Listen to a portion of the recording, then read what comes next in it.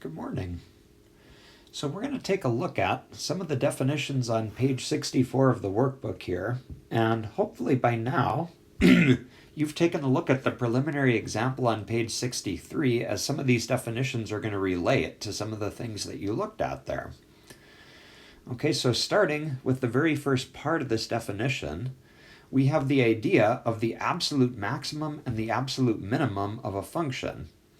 Okay, and if we read this first definition together, it tells us that an absolute maximum of f occurs at a number x equals c if f of c is greater than or equal to f of x for all x. This sounds a little bit technical, but really it's just a way of saying that the function value at f of c is bigger than all of the other ones. So you can think of an absolute maximum as just being the absolute highest point on the entire graph of f.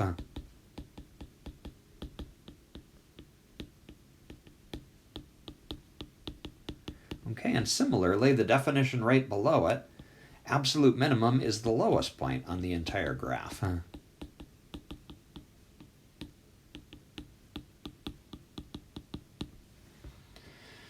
Okay, and then we come to the idea of a local maximum and a local minimum. Those are similar concepts, except that when we say a local maximum, we're talking about a point on the graph that's maybe not the largest out of all of the function values, but just the largest in some small area of the graph. Okay, in other words, you can think of a local maximum as a place where the function comes to a peak.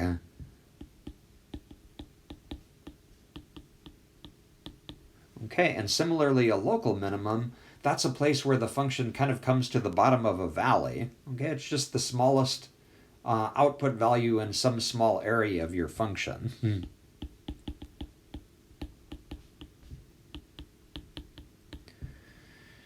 All right, in a minute we're going to go back and kind of revisit the preliminary example on the previous page that you looked at and kind of make sense out of these definitions that we made graphically. Before we do that, I'd like to talk about the two definitions right after this. Okay, there's the idea of a critical number of a function. And this is going to come up when we try to algebraically find maxes and mins.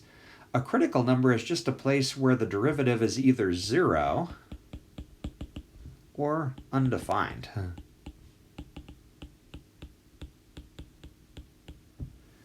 Okay, and then one other definition that's going to come up is the one right below it, the idea of an inflection point for a function. An inflection point is just a name for a place where the function changes concavity, either from concave up to concave down or from concave down to concave up. Okay, so with all of that terminology kind of unpacked then, let's take a look back at the preliminary example on the previous page and see if we can find some of these points that we just defined. Okay, so recall, this definition was about measuring tide, basically. So we had a graph of a function. Time t was being measured in hours. Okay, and h represented sea level in feet. Where would the absolute minimum value of this function be that we're looking at? Okay, well, absolute minimum means place where the function is at its absolute lowest, and you can kind of see the very lowest point on this entire graph is over here at the left-hand endpoint. Okay, so there would be our absolute minimum. And you might recognize this as part of your answer to part A when you were doing this exercise. You got a lowest sea level of 1 foot. There's our absolute minimum. And the absolute maximum would just be the highest point on the entire graph. Okay, that looks like it's about here. All right, so maybe a sea level of about 5.8 feet. And hopefully when you did this exercise, you noticed that that occurs maybe at about 5:30 p.m. Okay, there's our absolute maximum sea level.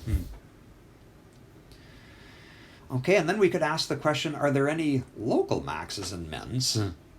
Okay, I'm going to change colors here on you.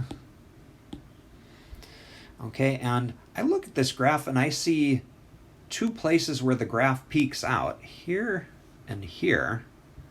Okay, those would be our local maxes.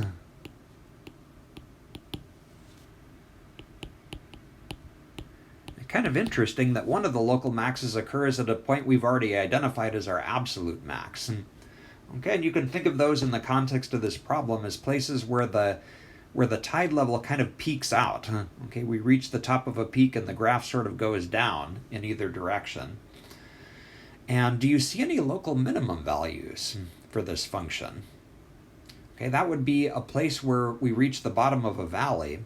And I see one point like that right about here. Sorry.